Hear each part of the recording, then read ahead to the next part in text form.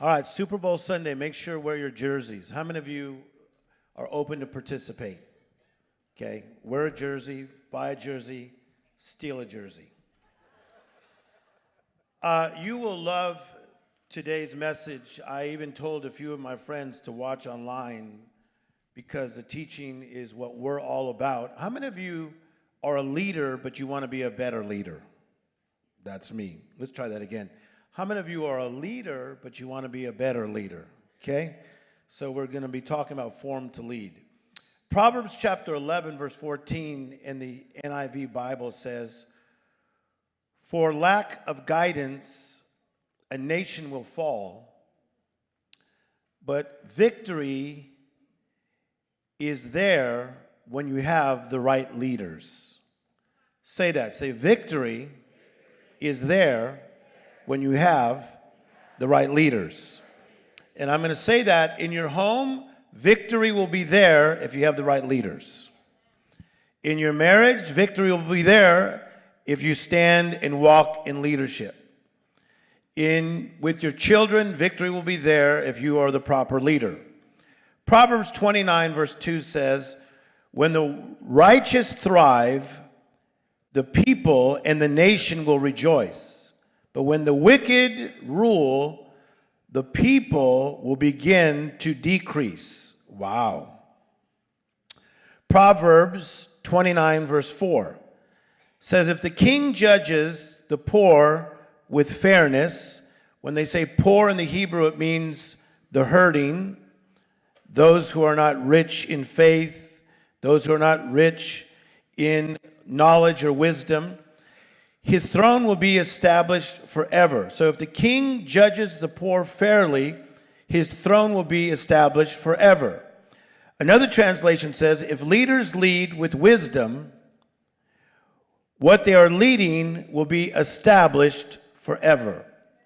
Somebody say, "I lead with wisdom." Now, so we are talking here about formed to lead. I write this in my notes. The word form means to make, to fashion, to shape, to mold, to sculpt. In Hebrews chapter 11, verse 32, the Bible says that the greats of faith, the people like David, Jephthah, Samuel, Deborah, even people like Noah, their weaknesses were turned to strength. Every person that's here, guys, we all struggle with weaknesses. Some of them, they come from our parents. Some of them, they come from our grandparents. Some of us, we didn't know we had weaknesses until we faced a certain dilemma. But the good news is that in Hebrews chapter 11, he calls these people great, but he says their weaknesses were turned. They were formed. They were fashioned, they were shaped, they were sculpted until they become strong. And then it goes on to say, and these people became powerful. Just try it. Say, "I am becoming powerful." It's really the truth. I write in my notes that the Creator God will always keep creating. So God will keep creating. Creating means generating, producing, fashioning, building. That's why in your 70s, in your 80s, in your 90s, you will keep coming up with creative ideas. You'll keep producing, fashioning, building, constructing, because the Jesus in you is alive. Psalms 92 verse 12 says this. It says, "The righteous will flourish like a palm tree." And it says they will still bear fruit even in their older age. And they will remain fresh and green. Why is that? Because when you are connected to the Creator, His creative power continues to go through you. Now, you have creative power in you because you're made in His image. But when you are connected to Him in prayer and meditation, when you're connected to Him through His Word, when you're connected to Him through fellowship with His people, koinonia, you stay connected to the source. So it's very important that you keep close to the Creator. What does the Creator mean? Creator is the author, the originator, the engineer, the architect, and the mastermind. So powerful. God is your creator. He's your author. He's your originator. He is your engineer. He's your architect. He is your mastermind. You are not lost because God is your mastermind. The Creator keeps on creating. He forms you, as we've talked the last few weeks, through fellowship. Secondly, through relationship with Him. Thirdly, we talked last week through service and being a servant. And today we talk about we are formed through leadership. John Maxwell, who's one of the best at this, one of today's experts, says being a great leader is all about having a genuine willingness and a true commitment to lead others to achieve a common vision and goal through your influence. Let me say that again. Being a great leader is all about having a genuine willingness. Look at me. You may not be the best mother at first, but thank God you are at least willing. Come on, people. You may not be the best father at first, but thank God you're at least willing. You may not be the best salesman in real estate at first, but thank God you're at least willing. So he says when you start in leadership, being a great leader is all about having a genuine willingness. Some people are not willing. Look at me. They're not willing. Somebody say, I'm willing. He said you need to have a genuine willingness and a true commitment. People, don't ever forget this. God blesses what He possesses. I got to say it on this side. God blesses what He possesses. Well, how come my finances are not blessed? God blesses what He possesses. How come my relationships are not blessed? God blesses what He possesses. How come the nation's not blessed? God blesses what He possesses.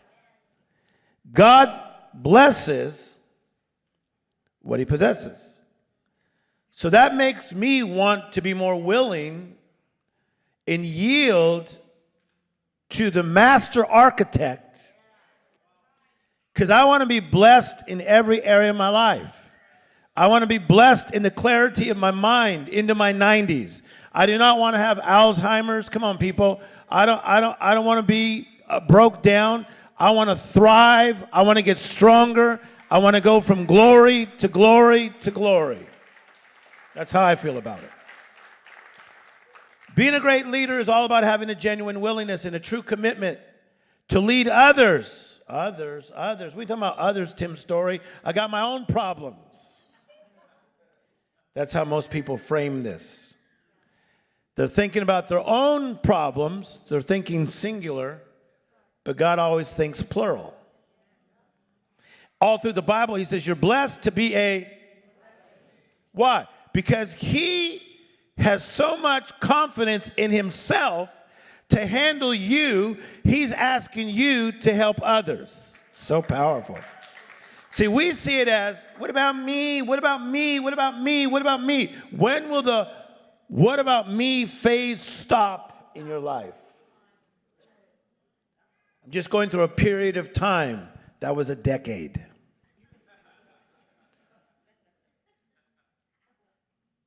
John Maxwell, you must have a commitment. Say commitment. Whew, relationships are a commitment. Raising kids is a what? Being a Christian is a what? Being a good person is a what? Being a solid person is a what? Wow. You must have a true commitment to lead others to achieve a common vision and goals. You know that God's going to give some of you that didn't have this a home life that's in rhythm and flow. Some of you came from such dysfunction that when there's no drama, you create it. When there's no fire, you start one. Come on, people. Hey.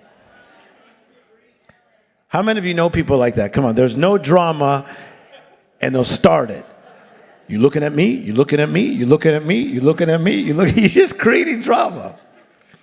A true commitment to lead others to a common vision or goal through influence. He also says, watch, leadership is not about titles, positions, or flow charts.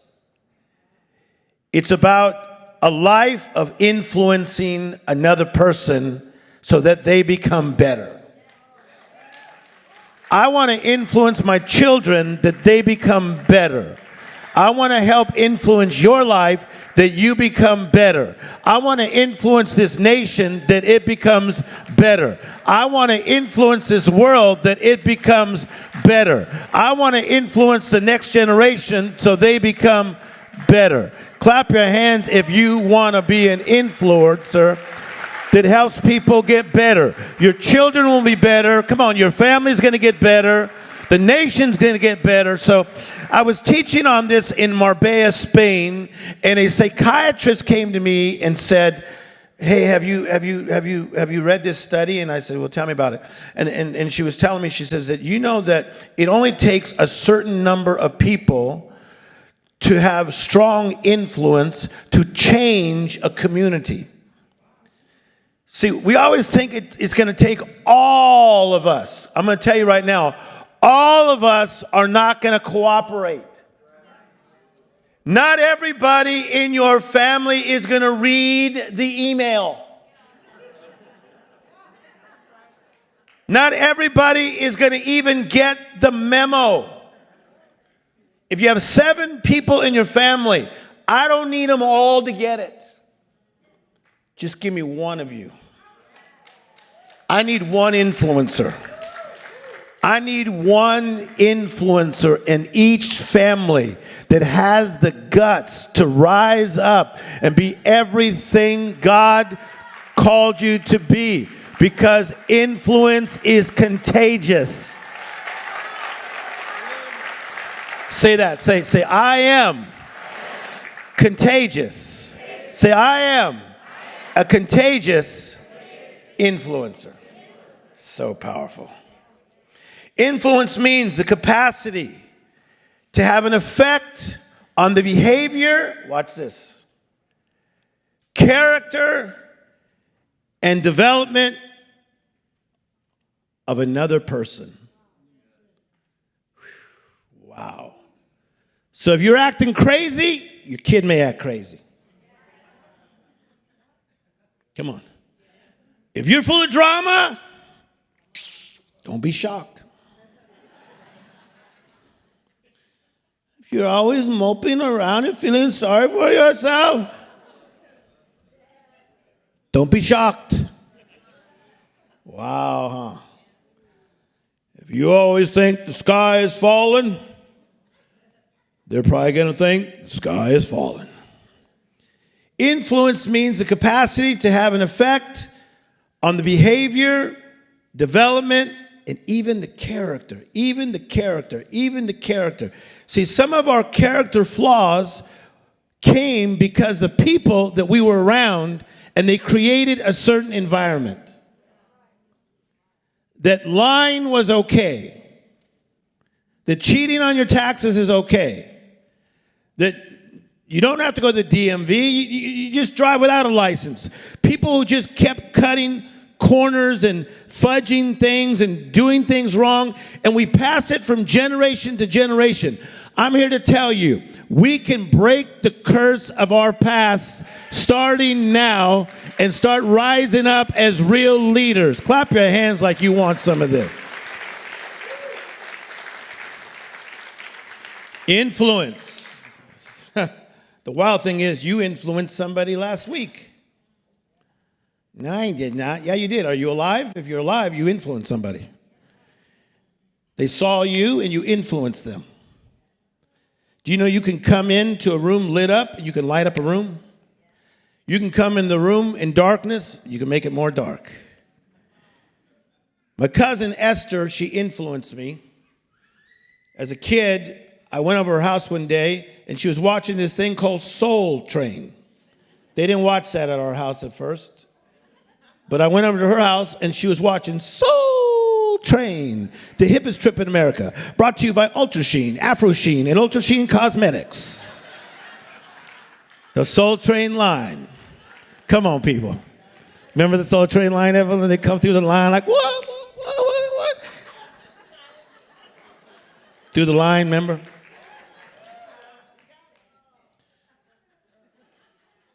And then she turned me on to Motown. We never had Motown records at our house first. She turned me on to Smokey Robinson, Stevie Wonder, The Temptations, Diana Ross and the Supremes. It's good teaching. Just this week, I was with the former vice president of Motown, the Suzanne DePass, the one who discovered the Jackson 5. I was just with her. We're doing a project together. When we started this church, Smokey Robinson came and sang for us and performed for us and spoke for us. When Stevie Wonder got his NAACP award, his Lifetime Achievement, he took me as his guest. It all started with my cousin Esther. I would never have known about these people if it wasn't for Esther. Who's Esther? The Esther in the Bible? No, the Esther from Pico Rivera. Clap your hands like you're learning. Come on, people. Come on, people. Don't you want to be a contagious influencer? In this book that I've read 4 times called Jesus CEO by Lori Beth Jones, we'll be working through this book the next few weeks, using ancient wisdom for visionary leadership. I do a lot of my life coaching out of this book. Jesus CEO, Ancient Wisdom for Visionary Leadership. She says there are 3 simple premises about the leadership style of Jesus. Number 1, one person went on to train 12, meaning Jesus trained 12 human beings who went on to influence the world. One person trained 12 who went on to influence the world. That's why I said if you got 7 family members and only one of you has the juice. Peter was a cusser and a fisherman. Thomas was a doubter and was working through stuff. John was a chillon, a crybaby. Come on, somebody. It's all in the Spanish Bible. Judas was a thief. He influenced 12 human beings to change a world. Whew. Come on, people. I did a podcast for Josh Lynn. Some of you know him, the young guy that's got 4 million subscribers on YouTube, does all these crazy tricks and stuff. He's like, man, you just influenced me. You just touched me today. It was just yesterday. Man, I'm not usually into church. You just touched me today. I said, I'm going to stay in your life. Are you going to stay in his life? You ain't teasing. Because he's reaching 4 million people on his own YouTube channel. If I touch him, let me come over here. I said, if I touch him, if I help you, come on, people. If I help you, if I impart strength, victory, knowledge, wisdom to you.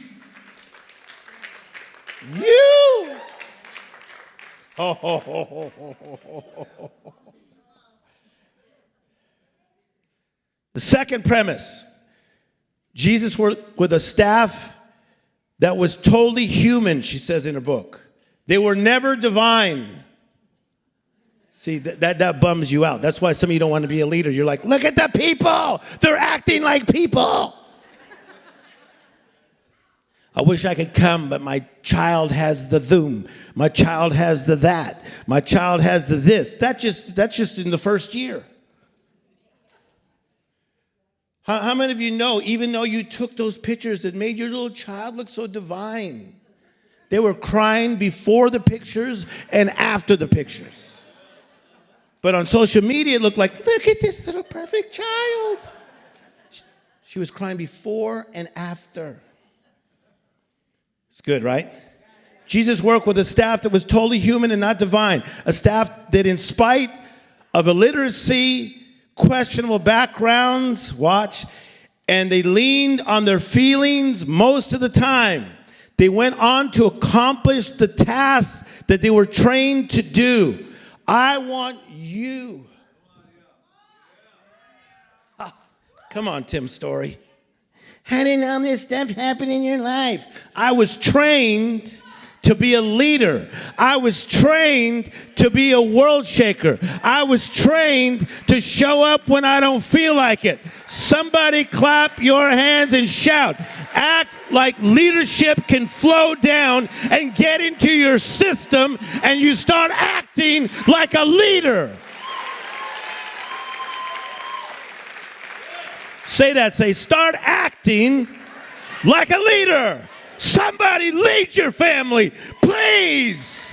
Somebody be in charge.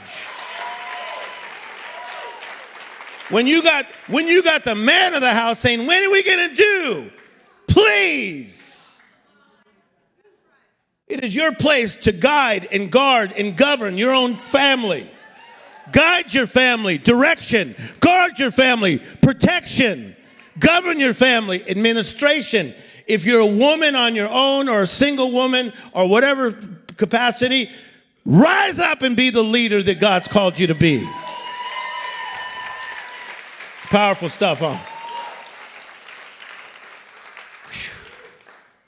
Do you believe this stuff? Yeah, we're changing the world. I was 28 years of age, had a conference of 7,000 people called Forceful Men and Women. I was 28 years of age having conferences of 7,000 people with the biggest leaders in the church world. I ain't playing. I was on Oral Roberts' board at age 27.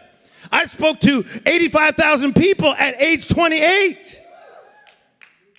I didn't come here to just raise up people that just barely get by. You see it in my eyes? I ain't playing. I'm not missing the Super Bowl for no reason. I could be at the Super Bowl. Are you with me? I'm not even going to Grant Cardone's conference because of you leaders. I'm here to invest in you, world shakers and history makers. Why don't you rise up and be the champions that God intended you to be? Somebody clap and shout like you're getting this thing. Come on, this is good. He led in such a way, Pastor Phil. Pastor Phil loves this. He's been teaching on leadership to Melrose Recovery and Imagine Recovery, doing a great job on Monday mornings that I go to. So listen to this. Jesus trained them to accomplish the task. We'll never make it. Finish what you started, parents. How's your son? Oh, he's gone off the rails. How's your daughter? Oh, I haven't seen her. Call her. Find her. Text her. Tweet her. Find her. Find him. Lead him. Restore her. Get him back on track. Lead him to the right place. Get him back. Get your brother back. Get your sister back. Help your mother till she goes to eternity. Help your father till he goes to eternity. Clap your hands like you're going to be a leader. So powerful. See, but most people, look at me, most people opt out when it gets messy. When it gets messy, I don't want to lead, I don't want to lead, I don't want to lead. See, let me tell you something. In doing this church, someone's going to have to carry this somewhere. Someone's going to have to carry that big drum set somewhere. Richard DeAndy takes all these signs. We got all these people with trucks and moving things so we could birth a church. We're only 3 years old. We're birthing a church. But we have so many volunteers because you guys are catching the message of the Jesus style. It's not just you getting blessed.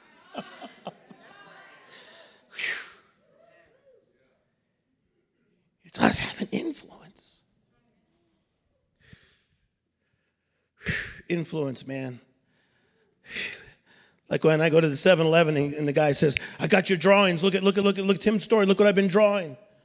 I can't go anywhere without somebody saying, hey, I did what you told me. Hey, I did what you told me. I did what you told me. I can't go through the LA airport without all the people who work there saying, hey, Tim Storey, I did what you told me. Hey, Tim Storey, hey, oh man, your last Instagram post. Why? Because my influence is working on them. No. I said my influence is working on them. It's causing them to want to get better and brighter. Whew.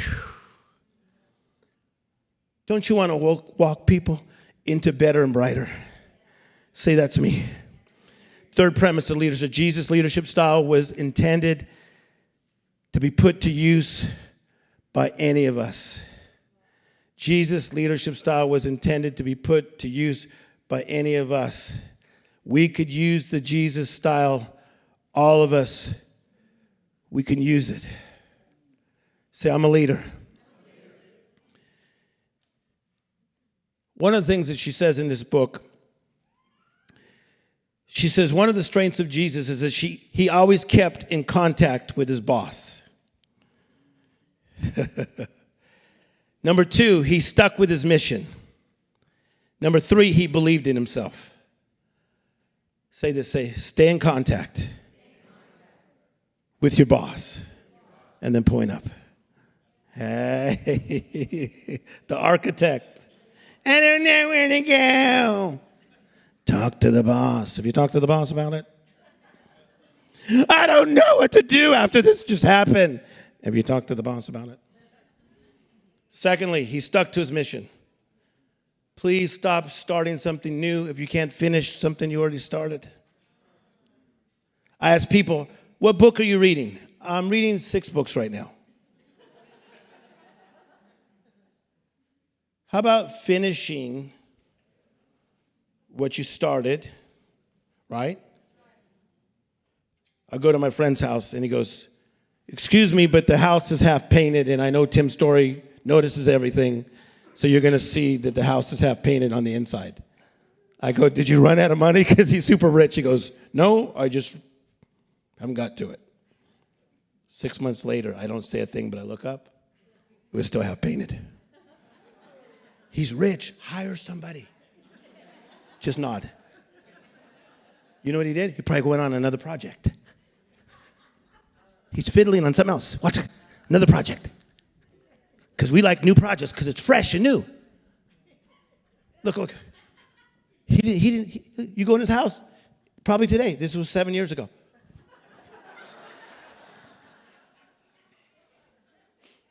Somebody say, stick to your mission. Last one today. He believed in himself. You are going to have a healthy self-esteem in 2019. And no weapon formed against you shall prosper. I close with this for today.